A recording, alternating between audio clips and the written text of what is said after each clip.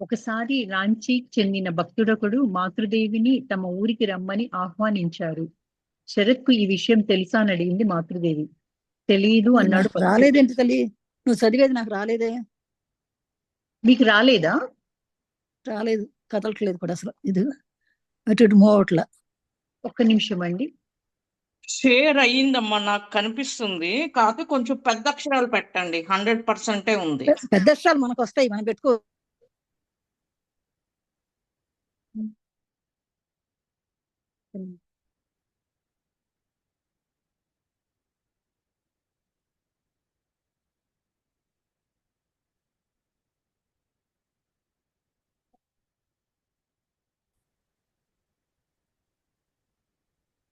ఏంటి శైలజ మాట్లాడతలేదు?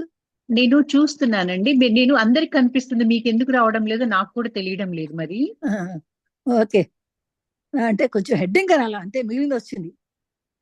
హెడ్డింగ్ అంటే ఇది మధ్యలో మధ్యలో ఆపేసామమ్మా, అందుకని మనకు అలా వచ్చింది. సర్లే అయితే అమ్మా.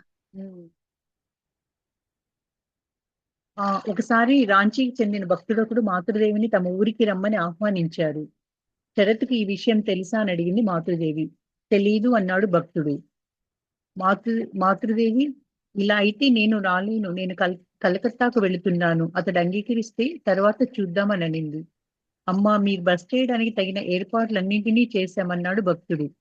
మాతృదేవి, నాకు చెప్పకుండా ఎందుకు చేశారు అన్నారు. మాతృదేవి చాలా పట్టుదలగా ఉండడం చూసిన భక్తుడు ఇక చేసేదేమీ లేక వెళ్ళిపోయాడు. అతడు వెళ్ళిపోయిన తరువాత మాతృదేవి అక్కడ ఉన్న ఒక భక్తురాలితో, ఇదిగో చూడమ్మా, నన్ను తీసుకెళ్లడం అంత సులభం అనుకుంటారు. నాకు చెప్పకుండానే ఢాకాలో ఒకసారి కరపత్రాలు ముద్రించి నేను వస్తున్నట్లుగా ప్రకటించారు. నలుగురు కలిసి సమావేశం జరిపి హంగామా చేసేస్తే అంతా అయిపోతున్నట్లు భావిస్తారు. 2-3 రోజులు అందరూ సేవ చేయవచ్చు, కానీ నా బాధ్యతను తీసుకోవడం అంత సులభమైన పనా ఏమిటి?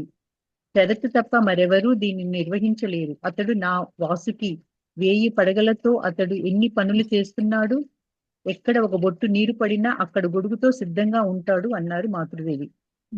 మాతృదేవి కలకత్తా వెళ్ళినప్పుడు జరిగినటువంటి సంభాషణ అనమాట. భక్తుడు తగినటువంటి ఏర్పాట్లన్నీ చేశాడట. అయితే నాకు చెప్పకుండా ఎందుకు చేశారని మాత అందమాట. మాత చాలా పట్టుదలగా ఉంటుంది చూసి భక్తుడు ఇక చేసేలా మాట్లాడుకుంటూ ఊరుకున్నట్ట.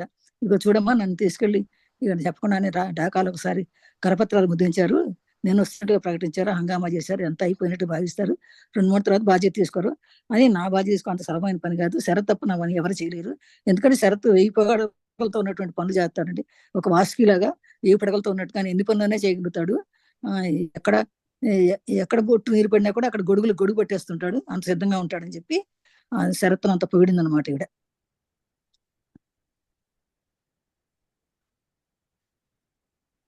ఉద్బోధన్ గృహం. రామకృష్ణ మఠంలోని సాధువులకు, బ్రహ్మచారులకు, ఇతర భక్తులకు ఆశీస్సులు అందించడానికి మాతృదేవి అప్పుడప్పుడు కలకత్తా వచ్చేవారు. అక్కడ ఆమె బస చేయడానికి ఒక స్థిరమైన నివాసం లేదు. ఆమెకు ఒక ఇల్లు నిర్మించడానికి శారదానంద ఎంతో శ్రమపడ్డారు. మఠప ఆర్థిక స్థితి అంతంత మాత్రమే అయినా అప్పు చేసి అయినా మాతృదేవి కంటూ ఒక ఇల్లు కట్టాలని తీర్మానించారు. అలాగే తమ సొంత బాధ్యత మీద అప్పు చేసి ఒక ఇల్లు కట్టారు. కొత్తగా కట్టిన ఇంటి మేడ మాతృదేవి కంటూ ప్రత్యేకించబడింది. 1909 మే 23వ తేదీ మాతృదేవి ఆ ఇంటికి ప్రప్రథమంగా వచ్చి అనుగ్రహించారు. మఠ వంగభాష మాసపత్రిక ఉద్బోధన్ కార్యాలయానికి కూడా చోటు కావాల్సి వచ్చింది. అందువల్ల పత్రిక కార్యాలయం కొత్త ఇంట్లో కింద భాగంలో పనిచేయసాగింది. ఆ ఇంటిని భక్తులు మాయేర్ బాడి అని పిలుస్తారు. ప్రజలు దానిని ఉద్బోధనని పిలిచేవారు. ఇల్లు కట్టి ముగించిన తర్వాత అప్పు తీర్చడానికి గురుదేవుల జీవిత చరిత్రను రచించి ప్రచురించారు శారదానంద. ఉద్బోధన గృహం అని పేరెట్టారట అమ్మవారికి. రామకృష్ణ మఠంలో సాధులకు, బ్రహ్మచారులు కూడా, ఇతర భక్తులు కూడా ఆశీర్వాదం అందించడానికి కోసం వచ్చి మాతృదేవి ప్రత్యేకంగా ఇల్లు కట్టాలనుకున్నారు. అక్కడ రామకృష్ణ మఠం ఉంది, అయినా కానీ ప్రత్యేకమైన ఉంటే బాగుంటుంది అమ్మకి అని చెప్పేసి అప్పుడు కలకత్తాలోనే వచ్చేవాడు వెళ్ళేవాళ్ళు చాలా మంది ఉంటారు కదా అని ఆమె నివసించడానికి ఒక గృహం కట్టాలనుకున్నారట. అది కట్టాలంటే అక్కడ ఆమెకి ఏమో డబ్బులు లేవు కదా, అందుకని దాన్ని నిర్మించడానికి శారద ఎంతో శ్రమపడ్డాడట. ఆర్థిక స్థితిలో అంతంత మాత్రం, పెద్ద మఠంలో పెద్ద ఏం డబ్బులు ఏమి రావు, అందరూ వచ్చి వెళ్ళిపోతారు. కానీ అయినా అప్పు చేసినా సరే కట్టాలి ఒక గృహం అని అనుకున్నాడు. మాతృదేవికొని ఓ సొంత గృహం ఉంటే బాగుంటుంది అని అనుకున్నారట. అలాగే కొంత డబ్బు తనే తీసి ఏదో ప్రత్యేకంగా ఒక అప్పు చేసి, తన బాధ్యత మీద అప్పు చేసి ఒక గృహం కట్టించారు. ఆ మాతృదేవి ప్రత్యేకంగా కూడా 1909 మే 23వ తారీఖున మాతృదేవి ఇంటికి ప్రప్రదంగా వచ్చారట. వచ్చి అనుగ్రహించి ఒప్పుకున్నారు. వంగ భాష ఆసుపత్రి ఉద్బోధనలో అంటే వంగ భాష అంటే ఇక్కడ బెంగాలీ భాషలో రాశారట. మా ఆసుపత్రికి మంత్రి వచ్చే పత్రిక మీద ఉద్బోధన పేరు పెట్టారు. కార్యానికి ఉద్బోధన అని పెట్టి దానికి కావాల్సిందని, అందువల్ల పత్రికా కార్యాలయం కూడా కొత్తగా పనిచేశారు. ఆ ఇంటిని భక్తులు మేయర్ బాడీ అనేమాట. మేయర్ బాడీ అంటే మాతృదేవి ఇల్లు అని అర్థం అట. మేయర్ అంటే మాతృదేవి గౌను, బాడీ అంటే ఇల్లు, మాతృదేవి ఇల్లు అని చెప్పేసి ఒక పేరు అనమాట. కానీ ప్రజలు మాత్రం దాన్ని అందరూ కూడా ఉద్బోధన అని పిలిచేవారట. ఇల్లు కట్టి ముగించుకున్న తర్వాత అప్పు తీర్చడానికి గురుదేవుల జీవిత చరిత్రలో రచించిన ప్రచురణ శారదాన్ని చెప్పారట ఈ మాట. ఇట్లా నేను అప్పు చేసి కట్టాను ఇల్లు అని చెప్పి. తాను వంగ భాషలో రాసిన శక్తి పూజ అనే పుస్తకాన్ని మాతృదేవికి అంకితం చేసి, ఎవరి అవ్యాజ కరుణ వల్ల స్త్రీలందరిలోనూ జగన్మాతను దర్శించే భాగ్యాన్ని ఈ గ్రంథ రచయిత పొందాడో ఆ మాతృదేవికి ఈ గ్రంథాన్ని శ్రద్ధాభక్తులతో అంకితం చేస్తున్నానంటూ రాశారు. ఆ అవసాన కాలంలో మాతృదేవి ఒకరోజు, ఈ జీవితంలో నేను బాగా అలసిపోయాను, నేను వెళ్ళిపోదలుచుకున్నాను, నా తనయుడు షరతును నా చేతుల్లోకి తీసుకొని వెళ్లే లోకాలన్నింటికి అతను కూడా తీసుకువెళ్తానన్నారు. ఎన్నడూ ఉద్రేక పూరితలు కాని శారదానంద మాతృదేవి మాటలు విని పసిబాలంలా కూర్చొని చాలాసేపు వెక్కి ఏడ్చాడు. తను ఒక భాషలో రాశాడంట, బుక్ రాశాడు. శక్తి పూజ అని పుస్తకం ఒక భాష, బెంగాలీ భాషలో రాశాడు. అనే పుస్తకాన్ని మాతృదేవికి అంకితం చేశాట. అంటే రాశానంట, ఎవరి అభ్యాజ కళ వల్ల నేను స్త్రీలందరిలోనూ జగన్మాత దర్శించే భాగ్యాన్ని ఈ గ్రంథం పొందాడో అంటే తన అనమాట. ఏ విధంగా నేనైతే అభ్యాజమైన అంతులేనటువంటి ప్రేమను పొందానో అమ్మను చూసి, అదంతా అలాంటి మాతృదేవికి నేను పుస్తకం అంకితం చేస్తున్నానని చెప్పేసి చెప్పాట. ఆ మాతృదేవికి ఆ గ్రంథాన్ని అంత శ్రద్ధతోనూ అంకితం చేశాడు. అవసాన కాలం తీసుకుంటే చివరి కాలంలో మాతృదేవి ఒక రోజు అందట, ఈ జీవితంలో నేను చాలా బాగా అలసిపోయాను, ఇక నేను వెళ్ళిపోదలుచుకున్నాను అని చెప్పిందట. చెప్పి నా తనయుడు అంటే నా కొడుకు అని అర్థం, నా చేతిలోకి తీసుకుని, శరత్ నా చేతిలోకి తీసుకుని నేను వెళ్ళే లోకాలన్నట్టు అతన్ని కూడా తీసుకెళ్తాను అని అన్నారట. అప్పుడు ఎన్నడూ కూడా ఉద్రేకపూరితం కానట్టు శారదానంద ఆ మాతృదేవి మాటలు విని పసిబాలను లెక్క కూర్చొని చాలా సేపు ఏడ్చాడట. మరి అమ్మ వెళ్ళిపోతున్నానంటే బాధ కదా, అందుకని ఏడ్చాడంట బాగా. భక్తురాండ్రు శ్రీరామకృష్ణులు ఈ సన్యాస శిష్యులతో పాటు ఆయన శిష్యురాండ్రు పలువురు కూడా మాతృదేవి జీవితాంతం ఆమెకు సహాయంగా నిలబడ్డారు. వారిలో గోలాప్మ, యోగిన్మ, గౌరీమ, లక్ష్మీదేవి, గోపాలేట్మ ప్రభుతులు ముఖ్యులు. వీరిలో సన్యాసం స్వీకరించిన గౌరీమ తప్ప ఇతరులు వితంతువులు. వారందరూ జపం, ధ్యానం, సేవతో కూడిన పవిత్ర జీవితం గడిపినారు. భక్తురాండ్రు రామకృష్ణ యొక్క సన్యాస దేశంలో శిష్యులతో పాటు వీళ్ళందరూ కూడా చాలా మంది శిష్యురాండ్రు కూడా ఉన్నారన్నమాట. వాళ్ళలో మాతృదేవి జీవితాంతం కూడా దగ్గరగా ఆమె బాగా సహాయంగా ఉన్నారు. వారిలో గోలామ, యోగినిమ, గౌరీమ, లక్ష్మీదేవి, గోపాల్ వీళ్ళందరూ కూడా ఉన్నారు. వాళ్ళలో కూడా వీరిలో సన్యాసం తీసుకొచ్చేది మాత్రం గౌరీమ తప్ప ఇతరులందరూ కూడా వితంతువులే అట. గౌరీమ మాత్రం వితంతు కాదు. అందరూ కూడా జపం, ధ్యాన సేవతో కూడా పవిత్ర జీవితాన్ని గడిపారన్నమాట. అమ్మతో పాటు గడిపినటువంటి పవిత్రమూర్తులు అందరూ కూడా భక్తులు. గోలాప్మ మాతృదేవికి సహాయంగా ఉండడం మాత్రమే కాక చాలా సన్నిహితంగా కూడా ఉన్నారు. దాదాపు ఆమెకు సంరక్షకురాలనవచ్చు. ఆమె కులీన కుటుంబంలో జన్మించారు. అయినా పేదవారు, బ్రాహ్మణులు, ధనవంతుల ఇంట్లో తమ కుమార్తెనిచ్చి తర్వాత ఆమెను కోల్పోయిన దుఃఖం నుంచి బయటపడడానికి గురుదేవులను ఆశ్రయించారు. గురుదేవులు ఈమెను మాతృదేవికి పరిచయం చేస్తూ, ఈమెను జాగ్రత్తగా చూసుకో, జీవితమంతా నీతో పాటు ఉంటుంది అన్నారు. గురుదేవులు చెప్పినట్లే మాతృదేవి ఎక్కడికి వెళ్ళినా నీడలా ఆమెను అనుసరించి ఉండేవారు. మాతృదేవి చేసిన తీర్థయాత్రలన్నింటిలోనూ పాల్గొన్నారు. మాతృదేవి కలకత్తాలో ఉంటున్నప్పుడు ఆమెతో పాటు ఉండి ఇంటి బాధ్యతలన్నింటినీ నిర్వహించారు.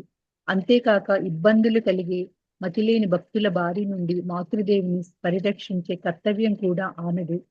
మాతృదేవి సామాన్యంగా భక్తులతో సూటిగా మాట్లాడరు.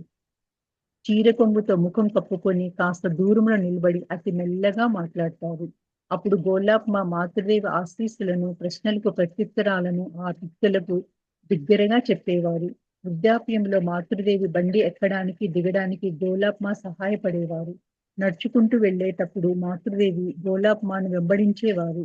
భక్తుల ఇళ్లకు వెళ్లేటప్పుడు తప్పకుండా గోలాప్మను తన వెంట తీసుకుని వెళ్ళేవారు.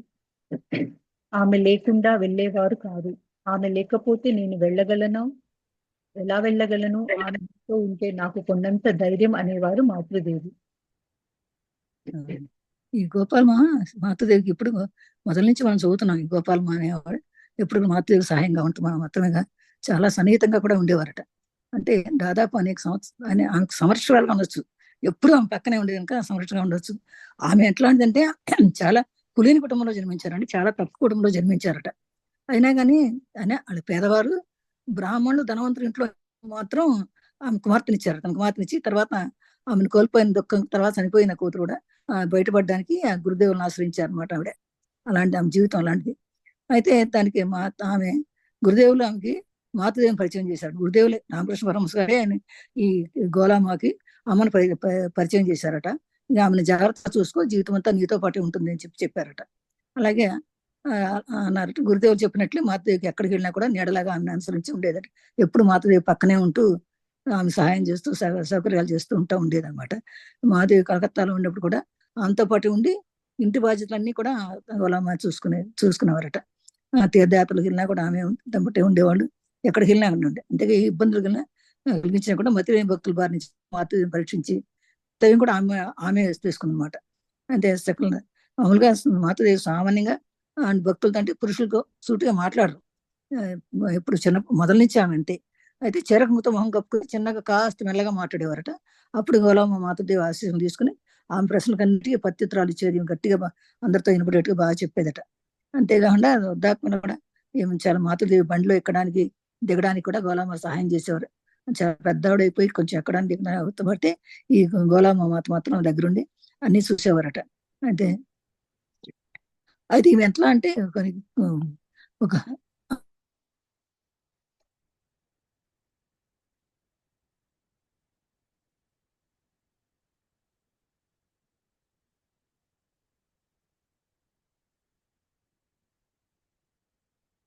కొండంత ధైర్యం అని అనుకున్నారట మాతృదేవి. గోలాప్ ఆదర్శప్రాయులైన ఆధ్యాత్మిక సాధకురాలు. ఉన్నతమైన ఆధ్యాత్మిక అనుభవాలు పొందిన వ్యక్తి. ఉదయం సాయంత్రం కొన్ని గంటలు ధ్యానంలో గడిపేవారు. మాతృదేవి ఆమె పావన మానసాన్ని శ్లాఘించేసేవారు. జపం చేయడంలో పూర్ణమైన స్థితిని ఆమెను సంతరించుకున్నట్లు చెప్పేవారు. కొందరు స్త్రీలలో అతిగా కనపడే లజ్జ ఆమెలో లేదు. అందువల్ల లజ్జా స్వరూపిణైన మాతృదేవికి భక్తులకు మధ్య ఒక వారధిగా ఆమె మనగలిగారు. ఏ విషయమైనా ఉన్నదిన్నట్లుగా మాట్లాడే స్వభావురాలు గోలాప్మ. అది ఎవరైనా సరే చెప్పవలసిన దానిని ముక్కుసూటిగా చెప్పేవారు. అందుకోసం మాతృదేవి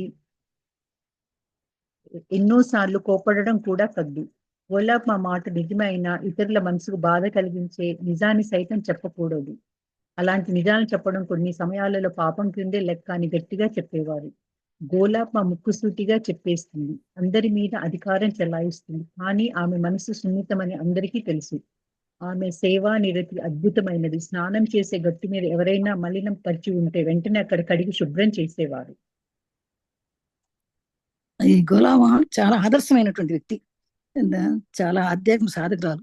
ఎందుకంటే ఆమె ఎప్పుడు కూడా ఆమె పక్కనే ఉండేది కనుక చాలా అనుభవాలు అన్నమాట. కొన్ని గంటలు ధ్యానంలో గడిపేవారు. మాతృదేవి పావనం అంటే మాతృదేవి ఏం చెప్తే చేసేవాడు. మాతృదేవి చెప్పిన మాటలన్నీ కూడా చాలా అందరికి కూడా గొప్పగా చెప్పారు అనమాట.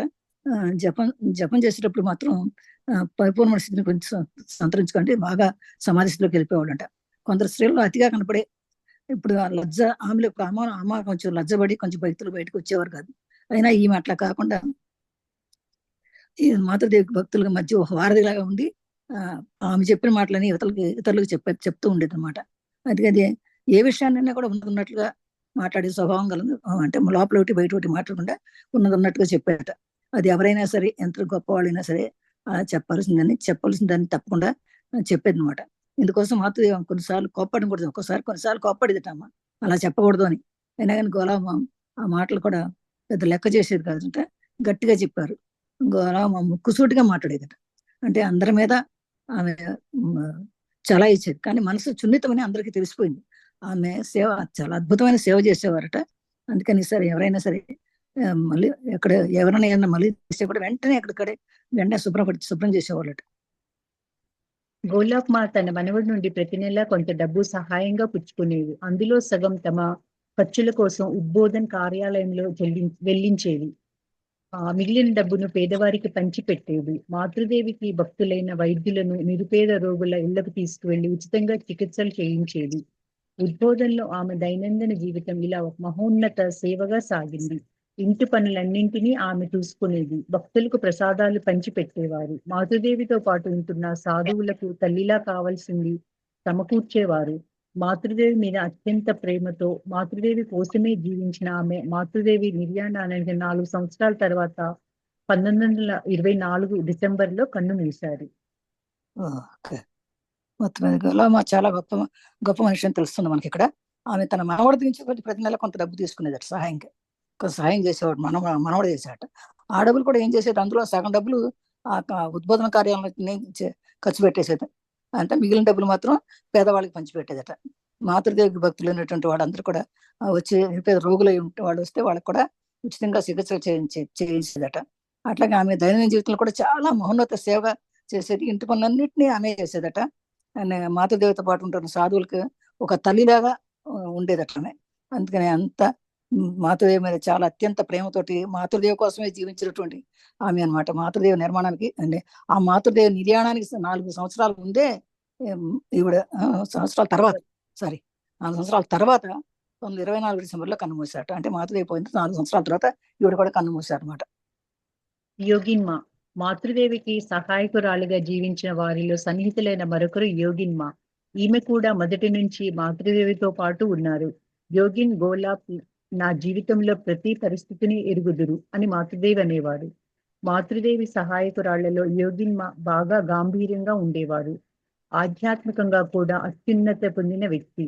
స్త్రీలలో యోగిన్ జ్ఞానం క్షణంలో వికసించి వాడిపోయే మామూలు పుష్పం కాదామె. మెల్లగా వికసించి చాలా కాలం పరిమళాన్ని వెదజల్లి 1000 రేకుల పద్మం అంటూ ఆమెను గూర్చి గురుదేవులు అన్నారు. బృందావనంలో మాతృదేవితో పాటు ఉంటున్నప్పుడు అప్పుడప్పుడు ఆమెకు సమాధి అనుభవం కలిగింది.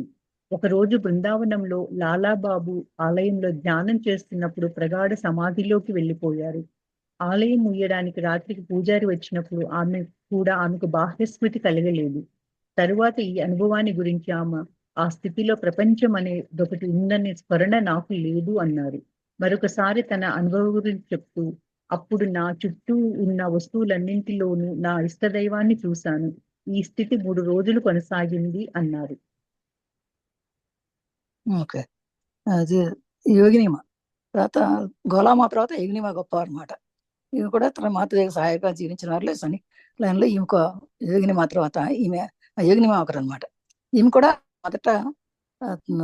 మొదటి నుంచి కూడా మాతృదేవితో పాటే ఉన్నారు. యోగిని గోలామ జీవితంలో ప్రతి పరిస్థితి ఎరుగుతారు. అంటే గోలామాత కూడా తెలుసు అనమాట. యోగినిమ గురించి ప్రతి పరిస్థితిని వాళ్ళు తెలుసు అనమాట వాళ్ళకి అని మాతృదేవి చెప్తూ ఉండేవాట. ఆ మాతృదేవి సహాయకురాల్లో యోగినిమ బాగా గాంభీర్యంగా ఉండేవారట. ఆధ్యాత్మికంగా కూడా చాలా అత్యున్నత స్థితిలో ఉండేవారట. తర్వాత అత్యున్నత స్థితిలో ఉండేవారు. అండ్ ఈ వ్యక్తి ఎలా అంటే స్త్రీల్లో జ్ఞాని. యోగినిమ కూడా ఒక జ్ఞాని. క్షణంలో వికసించి వాడిపోయే మామూలు పుష్పం కాదు ఈవిడ. అంటే ఒక క్షణంలో ఎట్లా అయిపోయి క్షణం తర్వాత అలా కాదు. అంటే మెల్లగా వికసించి బాగా మంచి పరిమళాలను వెదజల్లి 1000 రేకుల పద్మం అని అంటూ ఆమెని గురుదేవులు అనేవారట. చూడండి ఎంత ప్రేమ ఉండబట్టి, అంత భక్తి ఉంటే అలా అంటారు. 1000 రేకుల పద్మం అనే మాట అంటాం అనేది అందులో గురుదేవులు అన్నారంటే ఆమె భక్తి ఎలాంటిదో మనం ఊహించుకోవచ్చు అనమాట. అట్లా అంటే బృందావనంలో మాతృదేవత ఉంటున్నప్పుడు అప్పుడప్పుడు ఆమెకు సమాధి అనుభవం కలిగింది. సమాధి అనుభవం అంటే కంప్లీట్ గా సమాధి స్థితిలోకి వెళ్ళిపోయారు అనమాట. బాహ్య స్థితిలో ఉండేది కాదు ఆమెకి. ఒకరోజు బృందావనంలో ఉన్నప్పుడు, ధ్యానంలో ఉన్నప్పుడు మంచి సమాధి స్థితిలో వెళ్ళిపోయినప్పుడు ఆలయం మూయడానికి వచ్చారు. రాత్రి పూజారి వచ్చేస్తే అప్పుడు మూసేద్దామని వచ్చినప్పుడు ఆమెకు అసలు బాహ్యస్మృతి లేదు. తలుపు మూసేస్తున్నారా ఏంటున్నారా వెళ్ళిపోవాలి కానీ బయటకు ఆమెకు తెలియదు. అంత స్థితిలో ఉన్నారనమాట. ఆమె అనుభవాన్ని గురించి ఆ స్థితిలో ప్రపంచం అనే ఆ స్థితి అసలు ఆమెకి తెలియనే లేదు. ఇది బాహ్యస్మృతి అసలు లేనే లేదట. ఆ స్పృహ లేదు.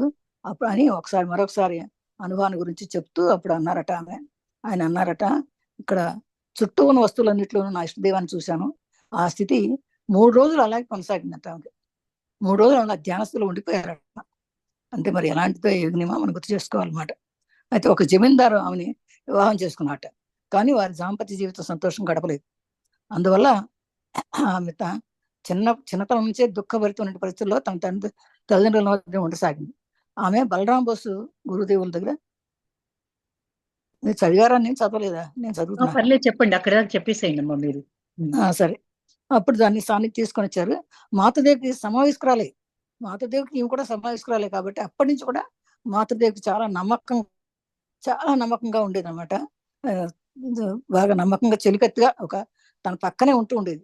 ఈ దక్షిణేశ్వర దేవాలయంలో ఉన్నప్పుడు, దక్షిణేశ్వరంలో ఉన్నప్పుడు కూడా రోజులు మాతృదేవికి శిరోజాలను అల్లటం, అంటే ఆమె జడ వేయటం అనేది తనే చేసేదట. ఆమె అల్లటం చూసేసి చాలా ఎంతో ఇష్టం అంట. ఆ మాతృదేవి కూడా ఎంతో ఇష్టం. చక్కగా ఈమె తలదువి జడ వేసేదట మాతృదేవికి యోగినిమ. చదవండి. మాతృదేవి యోగిన్మా కూడా పాల్గొనేవారు. వృద్ధురాలైన తన తల్లిని, 2 మనవళ్లను చూసుకోవాల్సినందుకు ఆమె బాగ్ బజార్ లో తన ఇంట్లోనే నివసించేది. కానీ ప్రతిరోజు ఉదయం మాతృదేవిని దర్శించుకోవడానికి వచ్చేది. వంటకు కావలసిన కూరగాయలు తరిగి ఇచ్చి ఇంకా చిల్లర పనులు చూసుకునేది. ఆ తర్వాత ఇంటికి వెళ్లి ముసలి తల్లికి, మనవళ్లకు వంట చేసేది. మళ్ళీ మాతృదేవి వద్దకు వచ్చి తన చేతనైనంత సేవ చేసి రాత్రికి ఇంటికి వెళ్లిపోయేది.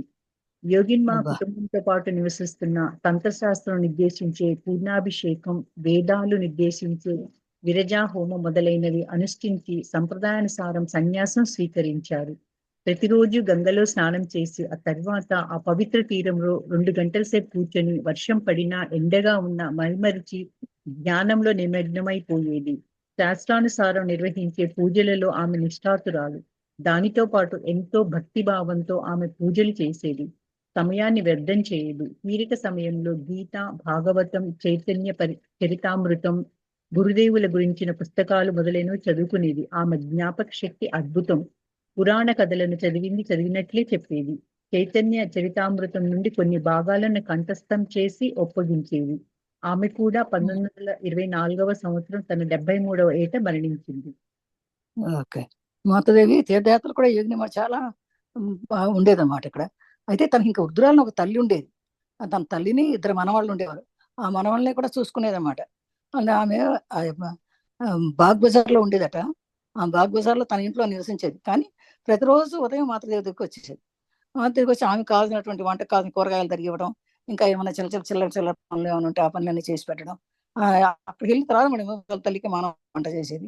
మాతృదేవికి వద్ద వచ్చి తను చేయగలిగినంత సేవ చేసి రాత్రికి మళ్ళీ వెళ్ళిపోయేదట.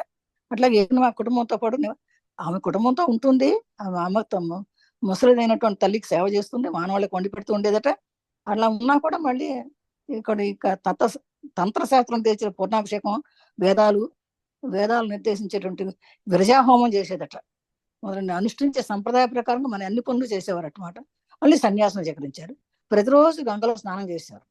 ప్రతిరోజు గంగలో స్నానం చేసి కూడా ఆ పవిత్ర తీరంలో కూర్చుని ఆ 2 గంటల సేపు కూర్చునేదట. ధ్యానంలో కూర్చునేదట. తీరంలోనే కూర్చుని, అంటే గంగా నది ఒడ్డున కూర్చుని 2 గంటల సేపు చేసేది. ఎట్లా వర్షం పడినా ఎండబడినా లేచేది కాదు. ఆ ధ్యానస్థలో ఉన్నప్పుడు ఏమీ తెలియదు. అది వర్షం పడుతుందా ఎండ పడుతుందా అని కూడా తెలిసేది కాదు అనమాట. ఆ ధ్యానంలో నిమగ్నం అయిపోయేదట. శాస్త్రానుసారం నిర్ణయించే పూజల్లో ఆమె నిష్ణాతురాలు. ఆ శాస్త్రం ప్రకారం పూజల్లో కూడా ఆమె నిష్ణాతురాలు. దాంతోపాటు ఎంతో భక్తిభావంతో ఉండేదట ఆమె ఇంకా ఎప్పుడు కూడా పూజలు చేసేది. సమయాన్ని ఎప్పుడు వ్యర్థం చేసేది కాదు. తీరిక సమయంలో ఇంకేమన్నా తీరుకుంటే కూడా గీత, భాగవతం, చైతన్య చరితామృతం, అట్లా గురుదేవులు కొంచెం రాసిన పుస్తకాలు ఆయన అన్ని చదువుకునేదట. ఆమె జ్ఞాపశక్తి చాలా అద్భుతంగా ఉండేది. అలాంటి వాళ్ళకి ఎప్పుడైతే ఆధ్యాత్మ శక్తి ఉండి అంత ధ్యానం చేస్తున్నారో వాళ్ళకి తప్పకుండా జ్ఞాపశక్తి ఉంది. ఇంకా ఎక్స్ట్రా జ్ఞాపశక్తి కూడా వస్తుంది అనమాట. ఈ పురాణ కథను చదివినట్టుగా చెప్పేదట. తను ఏం చదివిందో చదివినట్టు పుస్తకం మూసేసి కూడా చెప్పేసేవాళ్ళు అనమాట. ఈ చైతన్య చరిత్రామృతం ఉండే కొన్ని భాగాలను కంఠస్థం చేసి అప్పగించేది అనమాట. కొన్ని ఆమె కూడా 1924వ సంవత్సరమే తన 73వ ఏట మరణించింది. 24వ సంవత్సరం అంటే ఆ యోగిని గోలామాదని పోయిన సంవత్సరమే చనిపోయింది అనమాట. ఇంకోట గౌరీమ. మాతృదేవితో సన్నిహితంగా ఉన్న మరొక వ్యక్తి గౌరీమ. ఆధ్యాత్మికతతో పాటు ప్రగాఢ శాస్త్రజ్ఞానము, సాహసము, సంస్థలు నెలకొల్పి వాటిని చక్కగా నిర్వహించే సామర్థ్యము ఆమెకు ఉన్నాయి. చిన్నతనం నుండే ఆధ్యాత్మిక జీవితం పట్ల తీవ్ర ఆకర్షణ కలగడం వలన వివాహం ఏర్పాట్లన్నింటినీ బొమ్ము చేసి గురుదేవులను శరణజొచ్చింది. హిమాలయాలకు వెళ్లి తీవ్ర తపో సాధనలో నిమగ్నమైరాలైంది. 1882 సంవత్సరం తర్వాత దక్షిణేశ్వరంలో గురుదేవులు తమ శక్తి మేరకు సేవ చేస్తూ మాతృదేవుడితో పాటు నవభక్తుల్లో ఉంటూ వచ్చింది. గౌరీమ సామర్థ్యంపై గురుదేవులకు ఎంతో విశ్వాసం. అందువల్ల ఆమెను స్త్రీలలో ఆధ్యాత్మిక స్ఫూర్తిని పెంపొందించడానికి పంపేవారు. స్త్రీల ప్రగతి కోసం తనను అంకితం చేసుకోమని ఉద్బోధించేవాడు. గురుదేవుల నిర్యాణాంతరం కొంతకాలం బృందావనంలో కఠోర తపోజీవితం గడిపింది. తర్వాత కలకత్తాకు తిరిగి వచ్చి స్త్రీల కోసం శారదేశ్వరి ఆశ్రమం ఒక పాఠశాలను మాతృదేవి జ్ఞాపకార్థం నెలకొల్పింది. కలకత్తాలో స్థాపితమైన ఈ పాఠశాల ఎంతో ఆదర్శప్రాయంగా నిర్వహింపబడుతున్నది. స్త్రీలకు ఈ పాఠశాల మామూలు చదువు చెప్పడమే కాక హిందూ ధర్మానుసారం పవిత్రత, సేవ, భక్తి మొదలైన వాటిని గురించి కూడా బోధిస్తుంది. తర్ఫీదు పొందిన సన్యాసులు ఆ పాఠశాలను నిర్వహిస్తున్నారు. ఈ విధంగా మాతృదేవత మూడవ ఆవిడ అనమాట. గౌరీమ తర్వాత మూడవ గౌరీమ ఈ వ్యక్తి. ఈమె కూడా చాలా గౌరీమ కూడా ఆధ్యాత్మికతో పాటు ప్రగాఢ శాస్త్ర జ్ఞానం, సాహసం ఉన్నటువంటి వ్యక్తి అట. ఎన్నో సంస్థలు నెలకొల్పింది. ఎన్నో సంవత్సరాల నెలకొల్పి దాన్ని చక్కగా నిర్వహించే సామర్థ్యం అనుకుంది. చిన్నతనం నుంచి ఆధ్యాత్మిక జీవనం పట్ల తనకు ఎక్కువ నిమగ్నమై ఉండడం, కానీ తీవ్ర ఆకర్షణ కలగడం వల్ల వివాహం ఏర్పాటప్పుడు వివాహం చేద్దామని అన్నా కూడా తల్లిదండ్రులు దానింటిని కూడా నమ్ము చేసి గురుదేవులకు శరణు వచ్చిందట. ఇవిడ హిమాలయాలకు వెళ్ళిందట. అంటే వివాహం చేసుకోలేదనమాట. హిమాలయాలకు వెళ్ళొచ్చింది. ఎప్పుడు కూడా తీవ్రమైన తపో సాధనలో ఉండేదంట ఇవిడ. 1882 సంవత్సరం తర్వాత దక్షిణేశ్వరంలో గురుదేవుల శక్తి మేరకు తనకు సేవ చేస్తూ గురుదేవుల దగ్గర ఉంటూ వచ్చింది అనమాట. దాంతో మాతృదేవితో పాటు ఆ సహవతులు కూడా ఉంటూ వచ్చేది. తర్వాత గౌరీమ సామర్థ్యంపై గురుదేవులకి గొప్ప అసలు విశ్వాసం ఉందన్నమాట. అందువల్ల ఆమెను స్త్రీలలో ఆధ్యాత్మిక స్ఫూర్తిని పెంపొందడానికి పంపించేవారట. అమ్మ, నువ్వు మాత్రమే కాదు, ఇతర స్త్రీలు కూడా బాగా ఆధ్యాత్మిక పొందాలి, వాళ్ళందరికీ కూడా నేర్పించాలని చెప్పేసి ఈమెను పంపించేవారట మా గురుదేవులు. స్త్రీల ప్రగతి కోసం తన అంకితం చేసుకోమని ఉద్బోధించేవారట. అమ్మ, నీ సేవ, నువ్వంతా స్త్రీల కోసం, స్త్రీల ఎదుగుదల కోసం నువ్వు సేవ చేయాలని చెప్పి అనేవారంట. ఎప్పుడు కూడా బోధించేవారట. అయితే ఈ గురుదేవులు చనిపోయిన తర్వాత కొంతకాలం బృందావనంలోనే ఉండి కఠోర తపో జీవితం గడిపిందట. అంటే ఇన్ని సంవత్సరాలు చాలా కఠోరంగా తపో జీవితం, అంటే తపస్సు చేసుకుంది అనమాట. ఇవిడ చాలా తపస్సు చేసుకుని తర్వాత కలకత్తాకు తిరిగి వచ్చి స్త్రీల కోసం మళ్ళీ ఒక పాఠశాల చేసి శారదేశ్వరి ఆశ్రమం అనే ఒక పాఠశాల పెట్టింది. అది మాతృదేవి జ్ఞాపకార్థంగా పెట్టి కలకత్తాలో స్థాపితం చేసి ఆ పాఠశాలను ఎంతో అభివృద్ధి చేసింది. ఆ విధంగా అభివృద్ధి చేస్తూ దాన్ని ఆదర్శప్రాయంగా నిర్వహించబడింది. స్త్రీలకు ఈ పాఠశాల మామూలు చదువులు కాదు, మామూలు చదువులు చెప్పడం కాకుండా హిందూ ధర్మానుసారంగా ఎంతో ఒక పవిత్రత, ఒక సేవ, భక్తి మొదలైన వాటి గురించి ఎంతో బోధించేదట. మంచి తరబీదు పొందిన సన్యాసులు ఈ పాఠశాలలో ఉండేవారట. మాతృదేవికి గౌరీమాకు మధ్య ప్రగాఢ ప్రేమ ఉండేది. పరస్పరం ఇద్దరు కూడా ఎంతో పరస్పర అభిమానం కలిగి ఉండేవాళ్ళు అనమాట వీళ్ళందరూ కూడా. అంటే మరి అలాంటప్పుడు అలాగే ఉండేవారు. ఒకరి మీద ఒకరు ఏం చెప్పుకోకుండా ఒకరి సేవను ఇంకొకటి పొగట్టుకుంటూ గురుదేవులు చెప్పిన మాటలు వింటూ ఉండేవాడు. ఎప్పటికప్పుడు ఉంటున్నప్పుడు గురుదేవులు అక్కడికి వెళ్తూ ఉండేవారట. మాట వరుసగా గౌరీని ఉద్దేశించి, గౌరీ, ఇద్దరిలో నువ్వు ఎవరిని ప్రేమిస్తున్నావు అని అడిగేవారట. నన్నా ఆమెనా అంటే, నన్నా ఆమె మాతృదేవినా అని చెప్పేసి అడిగేవారట. అయితే అప్పుడు అందుకు గౌరీ బదులు చెప్పకుండా ఒక మాట ఏమని మొదలుగా ఏమని ఆలపించేవాట. ఏమి అంటే, నేను గొప్ప, నన్ను ప్రేమిస్తున్నావా అమ్మను ప్రేమిస్తున్నావా అని అడిగితే ఏమని చెప్పకుండా ఒక గేయం పాడేవారట. ఆమె ఏం గేయం పాడేవారట? కృష్ణ, నువ్వేమి రాధ కంటే గనుడువు కావు, కృష్ణ నువ్వేమి రాధ కంటే గనుడువు కావు, దుఃఖములో ప్రజలు నిన్ను ప్రార్థిస్తారు, నీ కష్టం కలిగితే ఓ రాధే అంటూ నీవు ఆమెను పిలుస్తావు అని ఆమె మొదటి గీతం పాడేవాట. అంటే నువ్వు ఎవరిని ప్రేమిస్తున్నావు అని అడిగినప్పుడు, నేను గురుగారిని ప్రేమిస్తున్నాను, నేను మాతృదేవిని ప్రేమిస్తున్నాను అనుకోకుండా ఆమె ఈ పాట చెప్పేవారట. కృష్ణ అంటే నువ్వేమీ రాధ కంటే నువ్వు గనుడు కావు, దుఃఖంలో ప్రజలు నేను ప్రార్థిస్తారు, నీ కష్టం కలిగితే ఓ రాధే నువ్వే ఆమెను పిలుస్తావు. అంటే ఈ పాట ద్వారా తాను మాతృదేవిని ఎక్కువగా ప్రేమిస్తున్నట్టు చెప్పింది. అంటే అప్పుడు చదవమ్మా. మాతృదేవి గురుదేవుల సహధర్మచారిణి మాత్రమే కాదు, ఆయన ఆరాధనకు పాత్రమైన వారు. జగదాత్రి అయిన జగజ్జనిని కూడా సహధర్మచారిణ్ణి జగజ్జనిగా పూజించడం లోకం ఇంతదాకా కని విని ఎరగదు. మాతృదేవిని ఇంకా మానవాళి అర్థం చేసుకోలేదు. ఆమె జీవితాన్ని పూర్తిగా అవగతం చేసుకున్నప్పుడు లోకం ఉన్నత స్థితి పొందుతుంది అనేవారు గౌరీమ. గౌరీమ మాతృదేవి పట్ల ఎంతో వినమ్రంగా భక్తి ప్రవృత్తులతో మెలిగినప్పటికీ మాతృదేవి ఆమెతో తమాషాగా నవ్వుకుంటూ సహజంగా మెలిగేవారు. ఆమెను గౌర్దాసి అంటూ ఆప్యాయంగా పిలిచేవారు. గౌరీమ వ్యాధిగ్రస్తురాలైనప్పుడు మాతృదేవి ఆమెకు కొన్ని రాత్రులు మేల్కొని సేవ చేశారు. గౌరీమ శాస్త్ర జ్ఞానాన్ని, అనేక రంగాలలో ఆమెకున్న సామర్థ్యాన్ని శ్లాఘించేవారు మాతృదేవి. మహత్వపూర్ణమైన వ్యక్తి జన్మించినప్పుడు ఎల్లప్పుడూ జరగదు. అలా జన్మించిన వ్యక్తి గౌర్దాసి అనేవారు మాతృదేవి. మద్రాసుకు వచ్చినప్పుడు అనుగ్రహ భాషణ చేయాల్సిందిగా మాతృదేవిని అభ్యర్థించారు. అందుకు మాతృదేవి, నాకు ఉపన్యాసాలు ఇవ్వడం రాదు, గౌర్దాసి నాతో పాటు వచ్చిందంటే చక్కగా ఉపన్యాసం చేసి ఉండేది అన్నారు. అప్పుడు ఈ పాట ద్వారా మాతృదేవికి ఎక్కువ చేయమని తెలిసింది. మాతృదేవిని ఎక్కువగా ప్రేమిస్తున్నట్లు చెప్పింది మాట.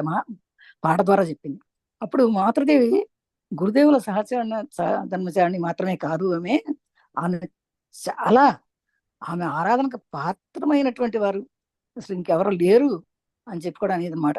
ఆమె ఒక జగజ్జనని, అంటే జగత్తుకే మాత అని కూడా చెప్పిందట.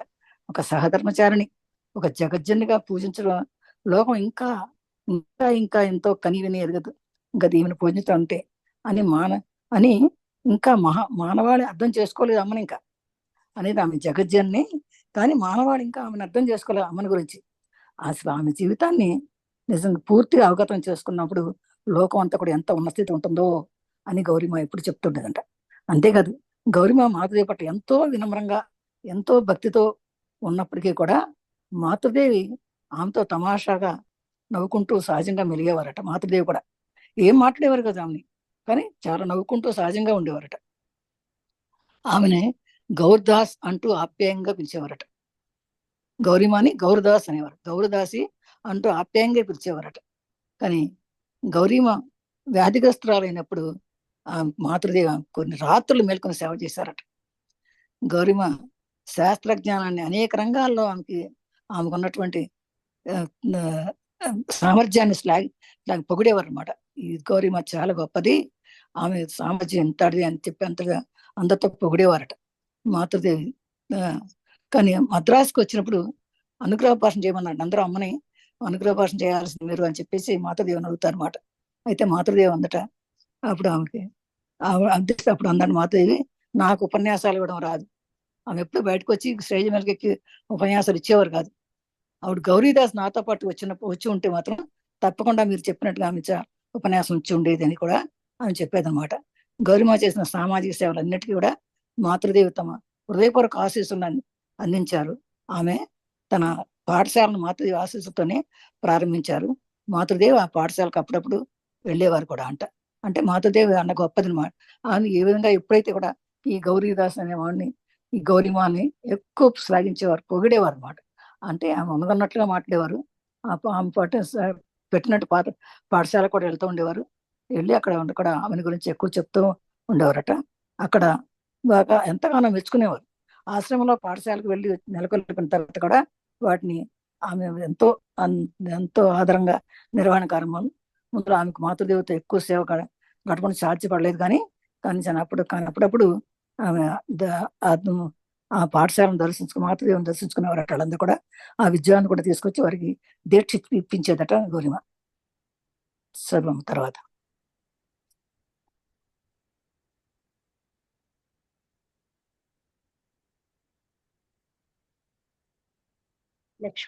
లక్ష్మీదేవి గురువుల అన్నగారైన రామేశ్వర్ కుమార్తె. ఈ పుస్తకములో ఆమె పలుచోట్ల తారసపడతారు. ఈమె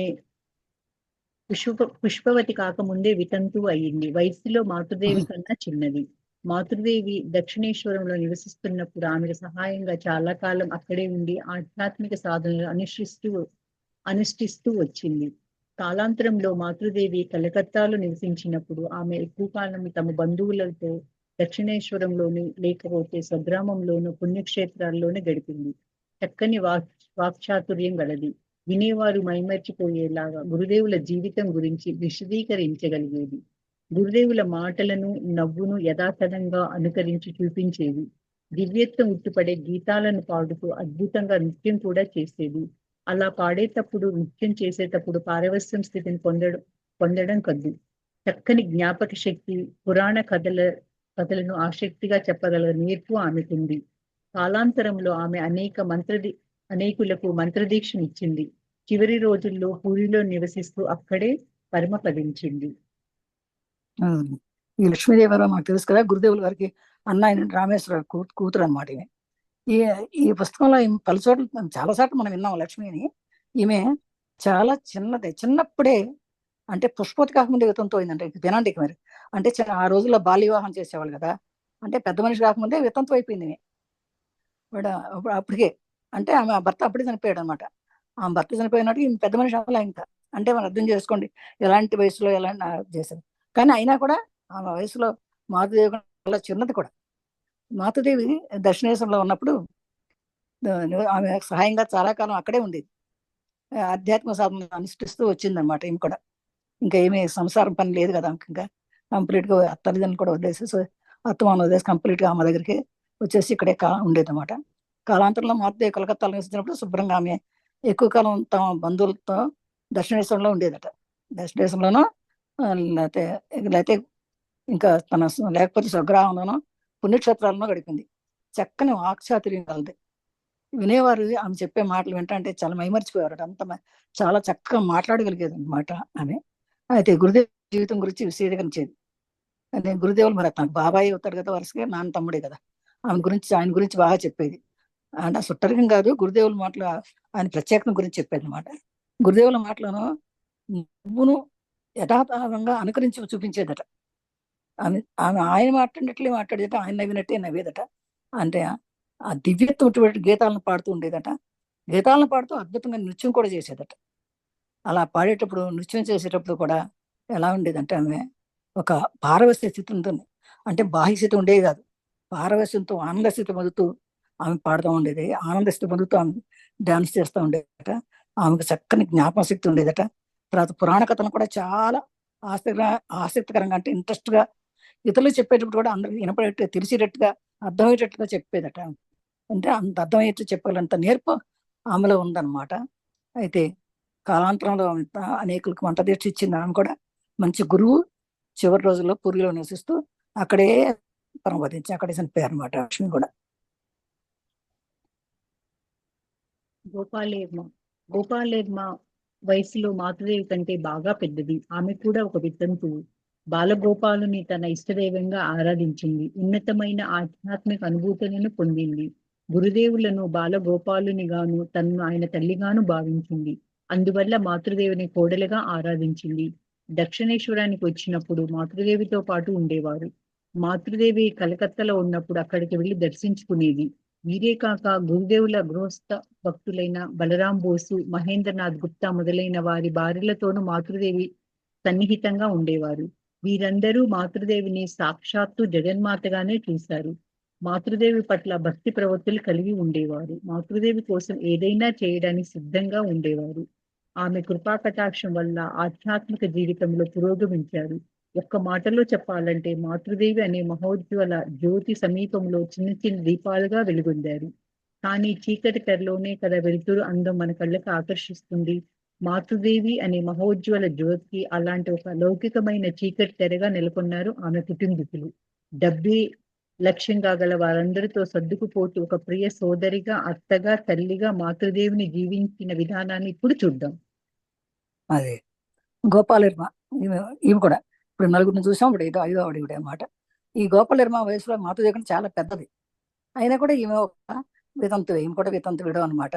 అయితే ఈ బాలగోపాల్ని ఎట్లా అయితే తన మనసులో పెట్టుకునేదో ఆ విధంగా ఉండేదట. ఆమెకి ఇష్టదేవంగా బాలగోపాల్ని ఆరాధించండి, కృష్ణని ఆరాధించేది అనమాట. ఉన్నతమైన ఆధ్యాత్మిక అనుభూతులు పొందినటువంటి ఆవిడే. అయితే గురుదేవుల్ని బాలగోపాల్గా అనుకునేదట. గురుదేవుల్ని చూసి కూడా, అంటే రామకృష్ణ పరమహంస గారిని చూసి గురుదేవుల్ని బాలగోపాల్గా అనుకునేదట. అంతేకాదు తనకి ఒక ఒక బిడ్డగా అనుకునేది అనమాట, తనకు ఒక కొడుకుగా భావించేదట. అంటే ఆయనకి తల్లిగా భావించుకుంది, ఆయన తల్లిగా భావించేది. ఆయన తల్లిగా భావించింది కనుక అందుకే మాతృదేవిని కోడలుగా భావించేదట, కోడలుగా భావించి ఆరాధించేది. అదే దక్షిణేశ్వరానికి వచ్చేసేసినప్పుడు ఆమె ఆ, అదే మాతృదేవితో పాటు ఉండేవారట. మాతృదేవి కలకత్తాలో ఉన్నప్పుడు అక్కడికి వెళ్ళి అక్కడ దర్శించుకునేది. వీరే కాక ఇంకా గురుదేవుల భక్తులైనటువంటి గృహస్థ భక్తులైనటువంటి బలరాం బోసు వంటి గుప్తా వాళ్ళతో కూడా, వారి భార్యలతో కూడా మాతృదేవి సన్నిహితంగా ఉంటూ ఉండేవారట. అలాగే ఈమె దేవిని చూస్తూ వీరందరూ కూడా మాతృదేవిని సాక్షాత్తు, మాతృదేవి అంటే మన శారదామాయిని చూసి సాక్షాత్తు జగన్మాత ఈవిడే అన్నట్టుగా ఉండేవారట. అందరు కూడా ఈ భక్తులందరూ కూడా ఈమె జగన్మాతగా భావించేవారట. మాతృదేవి పట్ల భక్తి భక్తులు అందరూ చాలా భక్తి ప్రవృత్తులు కలిగి ఉండేవారు అనమాట. అంటే అక్కడ జగన్మాతను చూసినట్టే ఈమె కూడా చూసేవారు అనమాట వాళ్ళందరూ కూడా. అంతే మాతృదేవి కోసం ఏదైనా చేయడానికి సిద్ధంగా ఉండేవారు.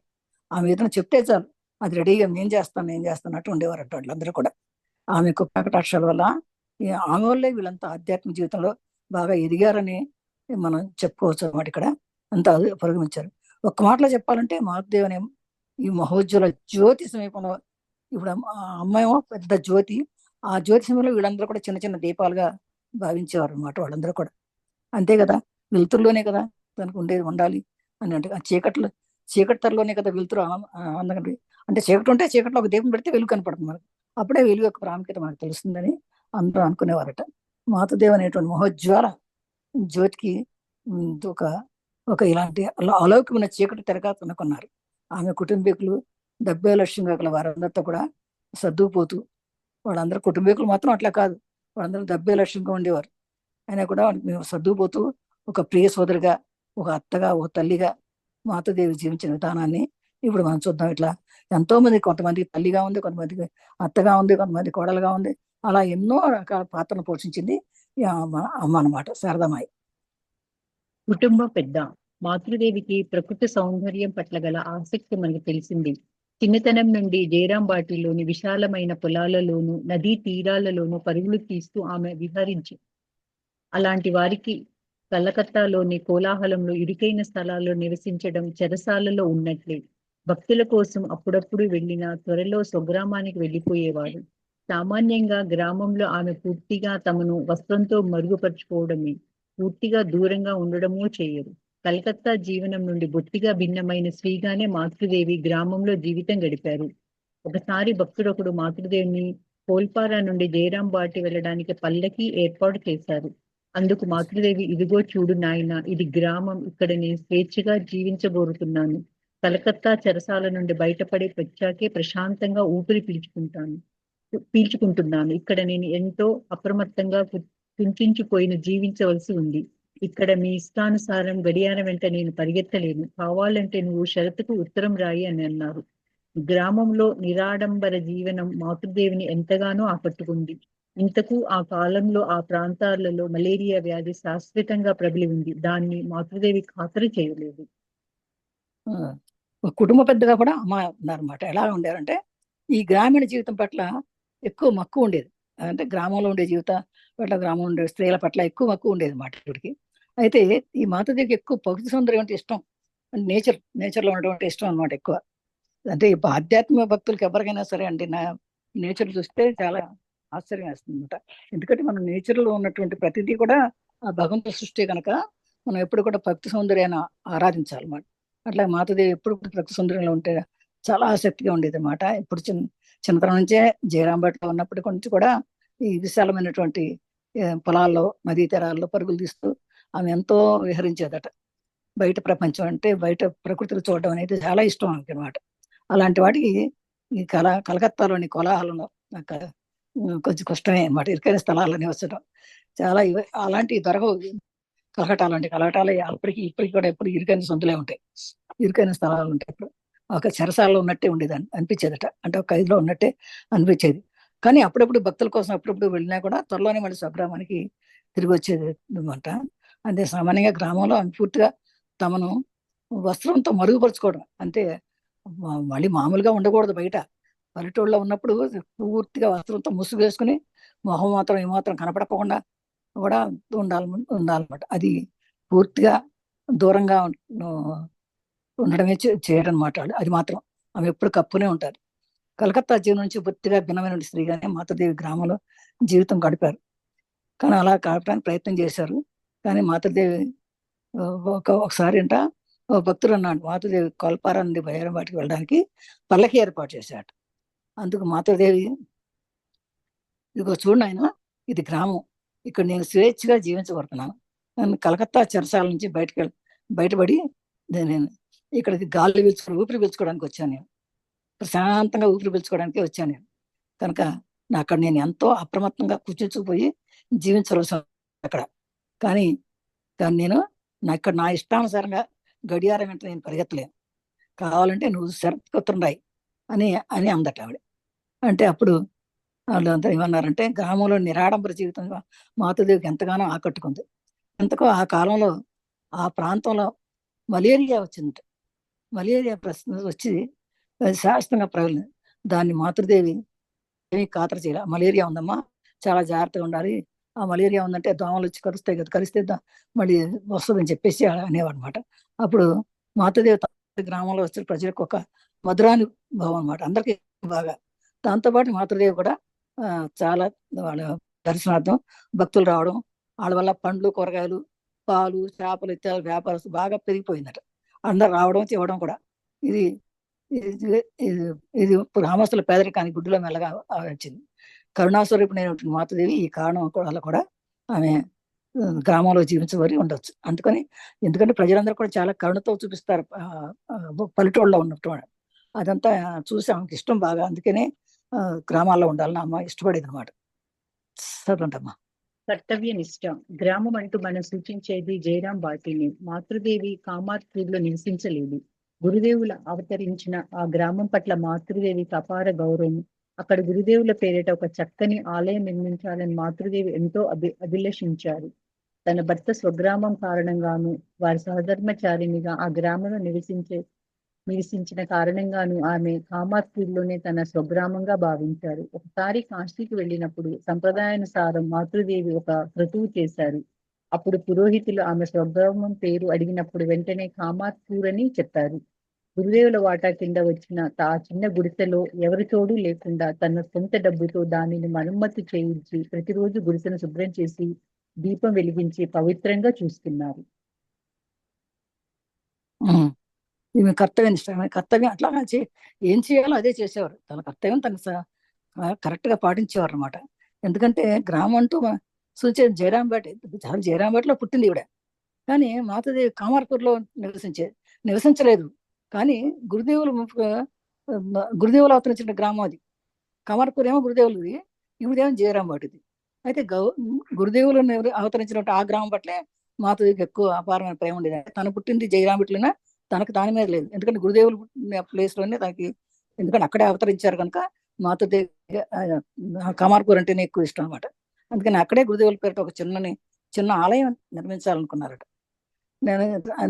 కానీ తన భర్త స్వగ్రామం కారణంగానే వారి సాధారణంగా, ఎందుకంటే తన భర్త ఉన్నదే, ఇప్పుడు ఆడవాళ్ళకి ఏదైనా కూడా తన భర్త ఉన్నటువంటి ఊరే తన ఊరుగా భావిస్తారు కదా, పెళ్ళిన దగ్గర నుంచి.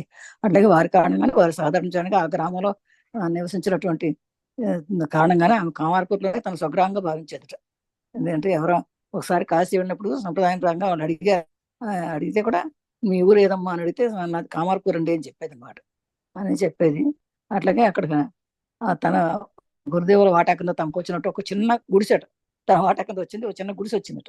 ఆ గుడిసెలోనే ఎవరి తోడు లేకుండా తన సొంతంగా ఉండేదట. తన సొంతంగా ఉండి ప్రతిరోజు మరమ్మతు చేయించి ప్రతిరోజు గుడిసెను శుభ్రం చేసి దీపం వెలిగించి పవిత్రంగా చూసుకునేవారట.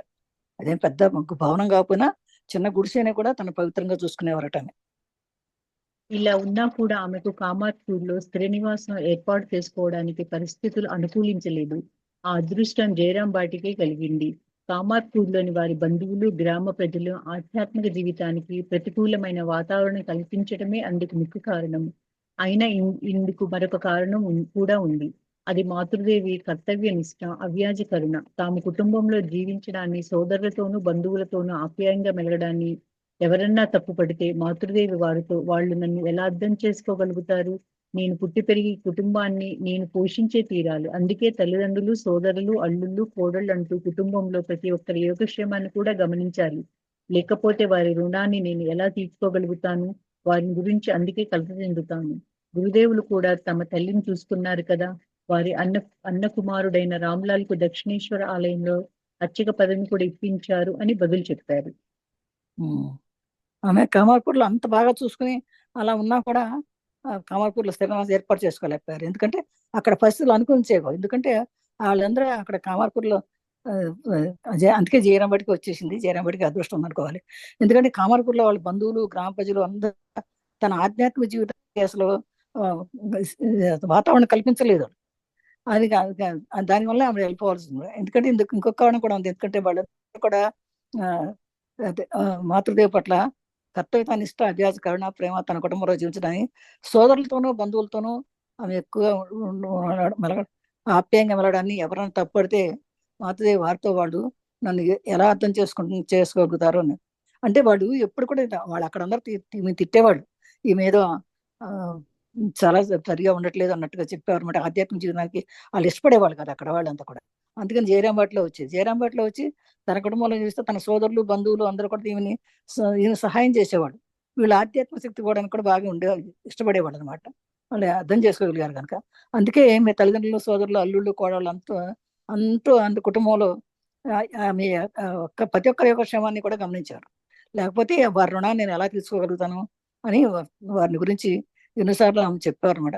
గురుదేవులు కూడా తమ తల్లిని చూసుకున్నారు కదా. అట్లే వారి అన్న కుమారుడైన రామ్లాల్ కూడా ఒక ఎంతో దక్షిణేశ్వరంలో అర్చక పదవిని అప్పగించారు. అట్లాగే వాళ్ళ అన్న కూతుర్ని కూడా ఈమె చూసింది కదా లక్ష్మి. ఈ మాతృదేవి సంప్రదాయానుసారంగా సన్యాసం తీసుకోలేదు. అందుకని తమకు ఒక సంసారంలో స్త్రీగానే భావించారు అనమాట. ఒక సన్యాసం తీసుకోలేదని. ఆధ్యాత్మిక జీవితంలో అత్యున్నత శిఖరాన్ని ఆరోహించిన వారిని ఈమె ఆధ్యాత్మికంగా చాలా ఎత్తు పెరిగారు. అంటే ఎన్నోసార్లు సమాధి స్థితిని పొందేవారు. ఆమెకు ఆధ్యాత్మికంగా ఎన్నో తెలుసు. కానీ అయినా కూడా తాము ఒక సామాన్య స్త్రీ కాదని ఎరిగి ఉన్నా కూడా ఆమెని తన కుటుంబ సభ్యులు ఎప్పుడు తన కుటుంబ కర్తవ్యాలని విస్మరించలేదు. తన కుటుంబంలో పనిచేస్తున్నట్టే పత్రి గారు ఎప్పుడు అంటారు అనమాట, సుభాష్ పత్రి గారు, మనం భౌతికంగానూ ఉండాలి, ఆధ్యాత్మికంగా ఉండాలి, 50-50 అనేవారు. అంటే మనమేమో మన ఇంటి కర్తవ్యాలను మానేసేసి భర్తను వదిలేసి పిల్లలను వదిలేసి సన్యాసం తీసుకోక్కర్లేదని చెప్పేవారు. ఎందుకంటే మన ఇంట్లో ఉంటూనే మన సంసారం జీవితం సాగిస్తూనే ఆధ్యాత్మికంగా వెళ్ళాలనేవారు. ఎవరు కూడా దానికోసం ఇల్లు పెట్టి అడవులకు వెళ్ళి జపం చేసుకోవాల్సిన తపస్సు చేసుకునే అవసరం లేదు. మన ఇంట్లో వాళ్ళని కూడా సంస్కరించాలి, మనం సంస్కరించబడి అని చెప్పారు. అట్లాగే ఈమె కూడా కుటుంబంతో ఉంటూనే తన కర్తవ్యాలు తను చేసుకుంటా ఉండేది అనమాట. తను పుట్టి పెరిగినప్పటి నుంచి వారితో తన పెనవేసుకుని ఉన్నటువంటి ఆ ప్రేమని మర్చిపోయేది కాదు. అన్ని సుఖాలతో పాటు పాల్గొంచుకుని ఒక సాధారణ స్త్రీగానే ఉండేవారు అన్నమాట.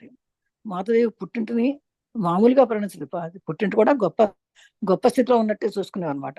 అన్ని రకాల తనకు వచ్చినటువంటి ప్రాపంచ వ్యక్తులు ఎన్ని రకాల వారు ఉన్నారు, అన్ని రకాల వారిని అక్కడ చూడవచ్చు. ఎందుకంటే కొత్త జీవనంలో ఉంటే ఈ ప్రపంచంలో ఎంతమంది ఎన్ని రకాల మనుషులు ఉంటారో అన్ని రకాల వారిని చూడొచ్చు. ఎందుకంటే చూడటమే కాదు, ఆమె తక్కువ స్థితిలో ఉండే వాళ్ళని చక్కగా ఆధ్యాత్మికంలో ఇచ్చేటట్టుగా ఆమె కరుణతో, ప్రేమతో చూసేవారు అనమాట. ఆ విధంగా ఆమె చూపినటువంటి అపారమైన ప్రేమకి చాలా మంది సామాజికంలో ఉండేవాళ్ళు కూడా ఆధ్యాత్మిక వైపు ఆకర్షించేవారు అనమాట. అందుకని అలా ఆకర్షించిన వారే అమ్మని ప్రేమించేవారు అనమాట. అట్లా ఆ విధంగా అమ్మ మాతృమూర్తి అయిపోయింది. అందరికీ కూడా అమ్మ అని పిలిపించగలిగింది అంటే విశ్వజన్ని జగజ్జన్ని అయింది. ఆమె భక్తి, ఆమె చేసినటువంటి కార్యదీక్ష అలాంటిది అనమాట. అలా అందరినీ ఆకర్షింపడింది ఆమె ప్రేమ వల్ల.